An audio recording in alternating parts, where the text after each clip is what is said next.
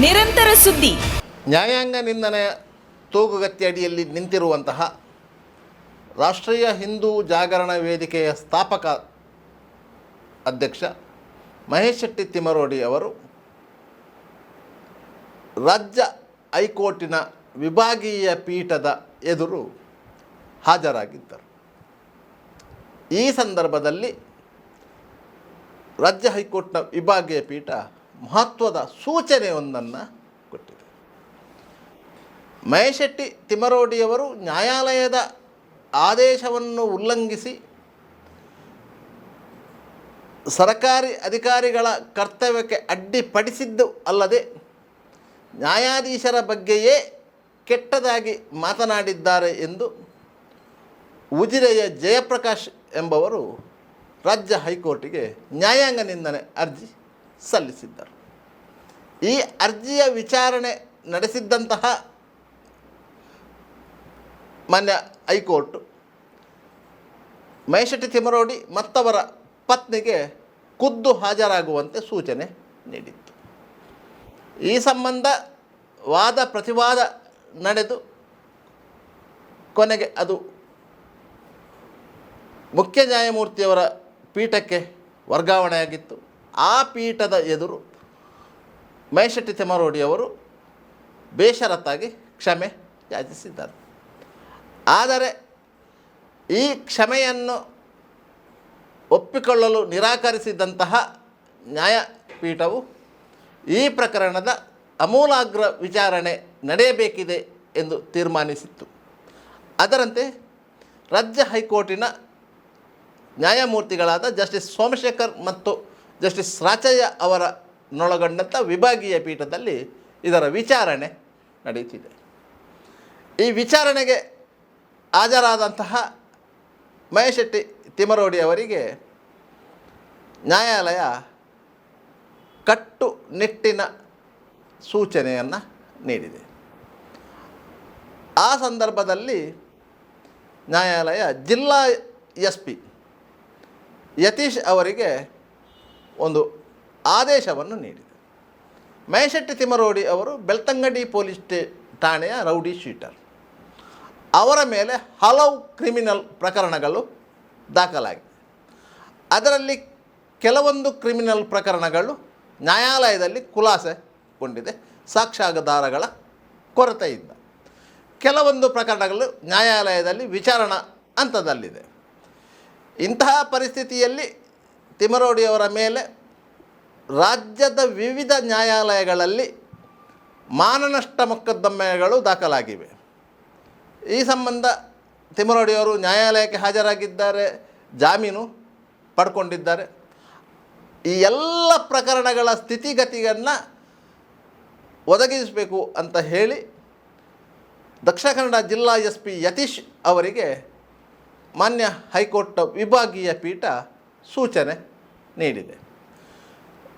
ಈ ಸೂಚನೆಯನ್ನು ಪಾಲಿಸಬೇಕಾದಂಥ SP ಯತೀಶ್ ಅವರು ಅಕ್ಟೋಬರ್ 29ರ ಒಳಗೆ ಮಹೇಶ್ ಶೆಟ್ಟಿ ತಿಮರೋಡಿಯವರ ಮೇಲೆ ಇರುವಂಥ ಎಲ್ಲ ಪ್ರಕರಣಗಳ ವಿವರಗಳನ್ನು, ಆ ಪ್ರಕರಣಗಳ ಬಗ್ಗೆ ಇಲಾಖೆ ಕೈಗೊಂಡಂತಹ ಕ್ರಮಗಳನ್ನು, ಆತ ಆಗಿರುವಂತಹ ಪ್ರಕರಣಗಳಲ್ಲಿ ಯಾವ ಪ್ರಕರಣಗಳಲ್ಲಿ ಮೇಲ್ಮನವಿಯನ್ನು ಸಲ್ಲಿಸಲಾಗಿದೆ ಮತ್ತು ಆ ಮೇಲ್ಮನವಿಯ ಸ್ಥಿತಿಗತಿ ಏನಾಗಿದೆ ಎಂಬುದರ ಬಗ್ಗೆ ವಿವರವಾದ ವರದಿ ಒಪ್ಪಿಸಬೇಕು ಅಂತ ಸೂಚನೆ ನೀಡಿದೆ. ಇದು ಅತ್ಯಂತ ಗಂಭೀರವಾದ ಪ್ರಕರಣ ಅಂತ ಹೈಕೋರ್ಟಿನ ವಿಭಾಗೀಯ ಪೀಠ ತೀರ್ಮಾನಿಸಿದೆ. ಯಾಕಂತ ಹೇಳಿದರೆ, ಕಳೆದ ಬಾರಿಯ ವಿಚಾರಣೆಯ ಸಂದರ್ಭದಲ್ಲಿ ಮಹೇಶ್ ಶೆಟ್ಟಿ ತಿಮರೋಡಿ ಅವರು ತಾನು 7ನೇ ತರಗತಿ ಕಲಿತಿರುವುದು, ನನಗೆ ಕಾನೂನಿನ ಜ್ಞಾನ ಇಲ್ಲ, ಆದ್ದರಿಂದ ನಾನು ಅಮಾಯಕನಾಗಿದ್ದು ಯಾವುದೋ ಸಂದರ್ಭದಲ್ಲಿ ಕೆಲವೊಂದು ಆಕ್ಷೇಪಾರ್ಹ ಪದಗಳನ್ನು ನ್ಯಾಯಮೂರ್ತಿಗಳ ಬಗ್ಗೆ ಆಡಿರಬಹುದು, ಅದಕ್ಕಾಗಿ ನಾನು ಬೇಷರತ್ತು ಕ್ಷಮೆ ಕೇಳುತ್ತಿದ್ದೇನೆ ಎನ್ನುವುದನ್ನು ನಿವೇದಿಸಿಕೊಂಡಿದ್ದರು.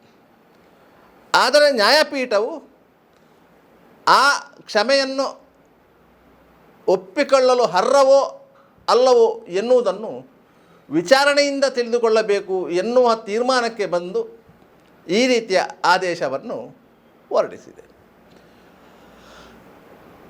ವಾದಿಯಾಗಿರುವಂತಹ ಜಯಪ್ರಕಾಶ್ ಅವರು ಈ ಪ್ರಕರಣದಲ್ಲಿ ಮಹೇಶ್ ಶೆಟ್ಟಿ ತಿಮರೋಡಿಯವರು ಅಕ್ಷಮ್ಯ ಅಪರಾಧ ಮಾಡಿದ್ದಾರೆ, ನ್ಯಾಯಾಲಯವನ್ನು ಅವಗಾಹನೆ ಮಾಡಿದ್ದಾರೆ, ತನ್ನ ಸ್ವಾಧೀನದಲ್ಲಿರುವಂತಹ ಜಾಗಕ್ಕೆ ಬೇಲಿ ಹಾಕಿ ತನ್ನ ಹಕ್ಕುಗಳನ್ನು ಮೊಟಕುಗೊಳಿಸಿದ್ದಾರೆ. ಈ ಸಂಬಂಧ ನ್ಯಾಯಾಲಯದ ಆದೇಶದಂತೆಯೇ ರಸ್ತೆಯನ್ನು ಬಿಡಿಸಿಕೊಡಲು ಬಂದಂತಹ ತಾಲೂಕು ತಹಶೀಲ್ದಾರ್ ಮತ್ತು ಪೊಲೀಸರಿಗೆ ಅವಾಚ್ಯ ಶಬ್ದಗಳಿಂದ ಬೈದಿದ್ದಾರೆ. ನ್ಯಾಯಾಲಯದ ಆದೇಶವನ್ನು ತಾವು ಪಾಲನೆ ಮಾಡಬೇಕಿದೆ, ಆದ್ದರಿಂದ ಸಹಕರಿಸಿ ಅಂತ ಹೇಳಿ ಕಂದಾಯ ಇಲಾಖೆಯ ಅಧಿಕಾರಿಗಳು ಮನವರಿಕೆ ಮಾಡಿದರೂ ಯಾವ ನ್ಯಾಯಾಲಯ, ಯಾರು ನ್ಯಾಯಾಧೀಶ ಅಂತ ಹೇಳಿ ಏಕವಚನದಲ್ಲಿ ನಿಂದಿಸಿದ್ದಾರೆ. ಈ ಸಂಬಂಧ ಪೊಲೀಸರೇ ರೆಕಾರ್ಡಿಂಗ್ ಮಾಡಿದಂತಹ ವಿಡಿಯೋವನ್ನು ದೂರುದಾರರು ಮಾನ್ಯ ಹೈಕೋರ್ಟಿಗೆ ಸಲ್ಲಿಸಿ ನ್ಯಾಯಾಂಗ ನಿಂದನೆ ಅರ್ಜಿಯನ್ನು ಸಲ್ಲಿಸಿದರು. ಆ ವಿಡಿಯೋ ನ್ಯಾಯಪೀಠದ ಮುಂದೆ ಇದೆ. ಅದನ್ನು ಗಮನಿಸಿಯೇ ನ್ಯಾಯಪೀಠ ಮಹೇಶ್ ಶೆಟ್ಟಿ ತಿಮರೋಡಿ ಮತ್ತು ಅವರ ಪತ್ನಿಯನ್ನು ಖುದ್ದು ಹಾಜರಾತಿಗೆ ಸೂಚನೆ ನೀಡಿತು. ಈ ಸಂದರ್ಭದಲ್ಲಿ ಮಹೇಶ್ ಶೆಟ್ಟಿ ತಿಮರೋಡಿಯವರು, ನಾನು ಅಮಾಯಕ, ಅನಕ್ಷರಸ್ಥ, ತನಗೆ ಸಾರ್ವಜನಿಕ ಜೀವನದ ಬಗ್ಗೆ ಅಷ್ಟೊಂದು ಅರಿವಿಲ್ಲ, ನ್ಯಾಯಪೀಠದ ಗೌರವದ ಬಗ್ಗೆಯೂ ನನಗೆ ಅರಿವಿಲ್ಲ, ಆದ್ದರಿಂದ ನನ್ನ ತಪ್ಪನ್ನು ಮನ್ನಿಸಬೇಕು ಅಂತ ಹೇಳಿ ಬೇಷರತ್ತು ಕ್ಷಮೆ ಕೇಳ್ತೇನೆ ಅಂತೇಳಿ ಒಪ್ಪಿಕೊಂಡದ್ದು.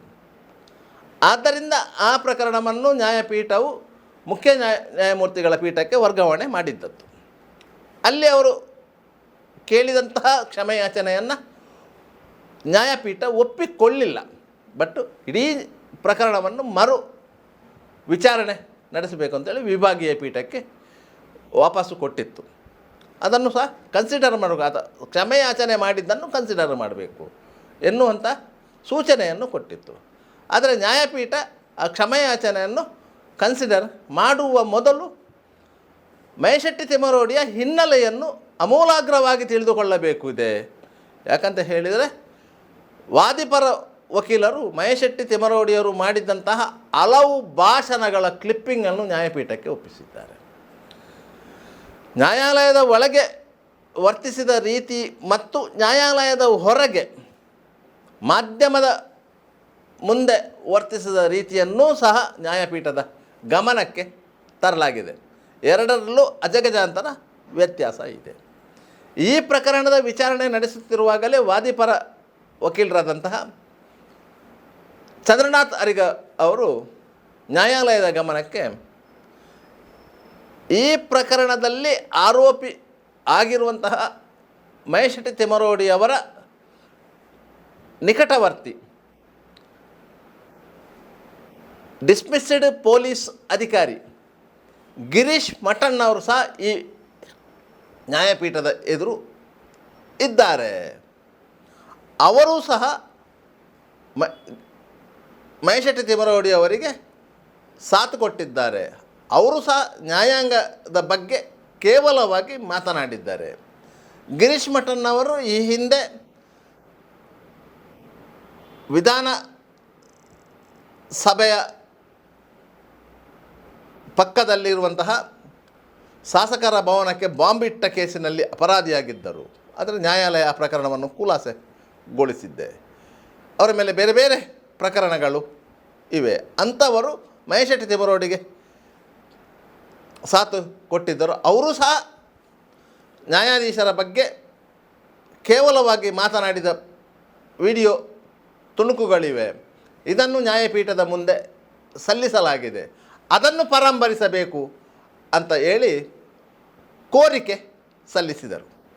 ಅಲ್ಲಿಯವರೆಗೆ ನ್ಯಾಯಾಲಯದಲ್ಲಿ ಉಪಸ್ಥಿತರಿದ್ದ ಮಠಣ್ಣನವರು ಯಾವಾಗ ತನ್ನ ಹೆಸರು ನ್ಯಾಯಪೀಠದ ಮುಂದೆ ಪ್ರಸ್ತಾಪ ಆಯಿತು, ಆ ಸಂದರ್ಭದಲ್ಲಿ ಕೋರ್ಟ್ ಹಾಲ್ನಿಂದ ಸಲೀಸಾಗಿ ಜಾರಿ ಹೋದರು, ಅಂದರೆ ಅಲ್ಲಿಂದ ಪರಾರಿಯಾದರು.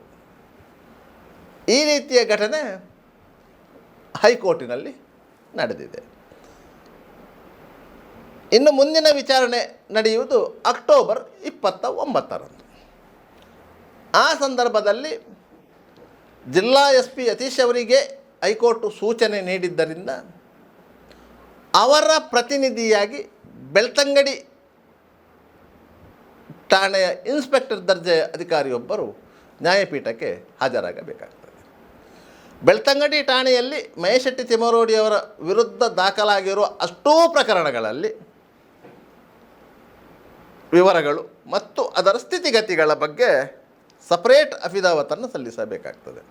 ಯಾವ ಯಾವ ಪ್ರಕರಣಗಳು ವಿಚಾರಣೆ ಹಂತದಲ್ಲಿದೆ, ಯಾವ ಯಾವ ಪ್ರಕರಣಗಳು ಖುಲಾಸೆಯಾಗಿದೆ, ಆ ಖುಲಾಸೆಯಾದ ಪ್ರಕರಣಗಳ ಅಪೀಲ್ ಸ್ಟೇಜ್ ಏನಿದೆ, ಮತ್ತು ಬೇರೆ ಬೇರೆ ಪೊಲೀಸ್ ಠಾಣೆಗಳ ವ್ಯಾಪ್ತಿಯಲ್ಲಿ, ನ್ಯಾಯಾಲಯದ ವ್ಯಾಪ್ತಿಗಳಲ್ಲಿ ಮಹೇಶೆಟ್ಟಿ ತಿಮ್ಮರೋಡಿ ಮತ್ತು ಅವರ ಸಹವರ್ತಿಗಳ ಮೇಲೆ ದಾಖಲಾಗಿರುವಂತಹ ಪ್ರಕರಣಗಳ ವಿವರಗಳು ಎಲ್ಲವನ್ನೂ ಸಲ್ಲಿಸಬೇಕಾಗತ್ತೆ.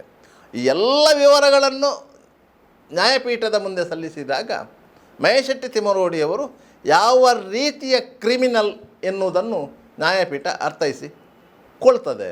ಅದರ ನಂತರ ಈ ನ್ಯಾಯಾಂಗ ನಿಂದನೆ ಪ್ರಕರಣದ ಬಗ್ಗೆ ಸ್ಪಷ್ಟವಾದ ವಿಚಾರಣೆ ನಡೆಯುವುದು. ವಾಸ್ತವವಾಗಿ ಇದು ಕ್ಷುಲ್ಲಕ ಭೂ ವಿವಾದವೇ ಆಗಿರಬಹುದು, ಆದರೆ ತನ್ನ ಸಂಬಂಧಿ ವ್ಯಕ್ತಿಗೆ ಅನ್ಯಾಯ ಮಾಡಿದಂತಹ ಪ್ರಕರಣ, ಅವರು ಹೋಗಿ ಬರುವ ರಸ್ತೆಯನ್ನು ಅಡ್ಡಗಟ್ಟಿ ಜಾಗವನ್ನು ಕಬಳಿಕೆ ಮಾಡಿದಂತಹ ಪ್ರಕರಣ. ಈ ಸಂಬಂಧವಾಗಿ ಅವರು ಬೆಳ್ತಂಗಡಿ ತಾಲೂಕು ಕಚೇರಿಗೆ ಮನವಿ ಸಲ್ಲಿಸಿದ್ದರು, ಬೆಳ್ತಂಗಡಿ ನ್ಯಾಯಾಲಯಕ್ಕೂ ದೂರು ದಾಖಲಿಸಿದರು. ಅದರಿಂದ ನ್ಯಾಯಾಲಯದ ಸೂಚನೆಯಂತೆ ಕಂದಾಯ ಇಲಾಖೆಯ ಅಧಿಕಾರಿಗಳು ಮಹೇಶೆಟ್ಟಿ ತಿಮ್ಮರೋಡಿಯ ಅತಿಕ್ರಮಣವನ್ನು ತೆರವುಗೊಳಿಸಲು ಬಂದಿದ್ದರು ಪೊಲೀಸ್ ಭದ್ರತೆಯೊಂದಿಗೆ. ಆ ಸಂದರ್ಭದಲ್ಲಿ ಮಹೇಶೆಟ್ಟಿ ತಿಮ್ಮರೋಡಿ ಮತ್ತು ಅವರ ಪತ್ನಿ ಅಡ್ಡ ನಿಂತು ಸರಕಾರಿ ಕರ್ತವ್ಯಕ್ಕೆ ಅಡ್ಡಿಪಡಿಸಿದ್ದರು. ಈ ಸಂಬಂಧ ಬೆಳ್ತಂಗಡಿ ಠಾಣೆಯ ಪೊಲೀಸರೇ ವಿಡಿಯೋ ಶೂಟಿಂಗ್ ಮಾಡಿದ್ದರು. ದೂರುದಾರರಾದ ಜಯಪ್ರಕಾಶ್ ಅವರು ಈ ವಿಡಿಯೋ ರೆಕಾರ್ಡಿಂಗ್ನ ಪ್ರತಿಯನ್ನು ಮಾಹಿತಿ ಹಕ್ಕಿನ ಅಡಿಯಲ್ಲಿ ಕೇಳಿ ಪಡೆದುಕೊಂಡಿದ್ದರು. ಯಾಕಂತ ಹೇಳಿದರೆ ಪೊಲೀಸ್ ಠಾಣೆಯಲ್ಲಿ CC ಕ್ಯಾಮರಾದ ಫೂಟೇಜ್ ಇರ್ಬೋದು, ಪೊಲೀಸರು ದಾಖಲಿಸಿಕೊಂಡಂಥ ವಿಡಿಯೋ ಫೂಟೇಜ್ಗಳಿರ್ಬೋದು, ಅದನ್ನೆಲ್ಲವನ್ನು ಮಾಹಿತಿ ಹಕ್ಕಿನ ಅಡಿಯಲ್ಲಿ ಕೇಳಲು ಆಗ್ತದೆ, ಅಧಿಕಾರ ಇದೆ. ಆ ಹಿನ್ನೆಲೆಯಲ್ಲಿ ಜಯಪ್ರಕಾಶ್ ಅವರು ಆ ವಿಡಿಯೋ ಫೂಟೇಜ್ಗಳನ್ನು ಕೇಳಿದ್ದರು. ಆ ವಿಡಿಯೋ ಫೂಟೇಜ್ಗಳನ್ನು ಆಧರಿಸಿ ಅವರ ಪರ ವಕೀಲರಾದ ಚಂದ್ರನಾಥ್ ಅರಿಗ ಅವರು ರಾಜ್ಯ ಹೈಕೋರ್ಟಿನಲ್ಲಿ ಮಹೇಶೆಟ್ಟಿ ತಿಮ್ಮರೋಡಿ ಮತ್ತು ಅವರ ಪತ್ನಿಯ ಮೇಲೆ ನ್ಯಾಯಾಂಗ ನಿಂದನೆ ಅರ್ಜಿಯನ್ನು ಸಲ್ಲಿಸಿದರು. ಹೈಕೋರ್ಟ್ನ ಸೂಚನೆಯಂತೆ ಮಹೇಶೆಟ್ಟಿ ತಿಮ್ಮರೋಡಿಯವರು ವಕೀಲರನ್ನು ನೇಮಿಸಿದ್ದರು. ಅವರು ದಕ್ಷಿಣ ಕನ್ನಡ ಜಿಲ್ಲೆಯವರೇ, ತಾರನಾಥ ಪೂಜಾರಿ ಅಂತೇಳಿ. ಅವರು ಮಹೇಶೆಟ್ಟಿ ತಿಮ್ಮರೋಡಿಯವರ ಪರವಾಗಿ ನ್ಯಾಯಾಲಯಕ್ಕೆ ಹಾಜರಾಗಿದ್ದರು. ಆ ಪ್ರಕರಣದ ವಿಚಾರಣೆಯು ಹಲವು ಬಾರಿ ಮುಂದೂಡಲ್ಪಟ್ಟು ಕೊನೆಗೆ ಮಹೇಶೆಟ್ಟಿ ತಿಮ್ಮರೋಡಿ ಮತ್ತು ಅವರ ಪತ್ನಿ ಖುದ್ದು ಹಾಜರಾಗಬೇಕು ಅಂತ ಹೇಳಿ ಹೈಕೋರ್ಟು ಸೂಚನೆ ನೀಡಿತು. ಅದರಂತೆ ಕೆಲವು ತಿಂಗಳ ಹಿಂದೆ ಮಹೇಶೆಟ್ಟಿ ತಿಮ್ಮರೋಡಿ ತನ್ನ ಪತ್ನಿಯ ಜೊತೆಗೂಡಿ ನ್ಯಾಯಾಲಯಕ್ಕೆ ಹಾಜರಾಗಿದ್ದರು. ಆ ಸಂದರ್ಭದಲ್ಲಿ ವಾದ ಪ್ರತಿವಾದ ನಡೆದಿತ್ತು. ಚಂದ್ರನಾಥ್ ಅರಿಗ, ಜಯಪ್ರಕಾಶ್ ಅವರ ವಕೀಲರು ಸ್ಪಷ್ಟವಾಗಿ ಆ ಪ್ರಕರಣದ ಬಗ್ಗೆ ವಿವರಿಸಿದ್ದಾರೆ ಮತ್ತು ಪ್ರಬಲವಾದ ವಾದವನ್ನು ಮಂಡಿಸಿದ್ದಾರೆ.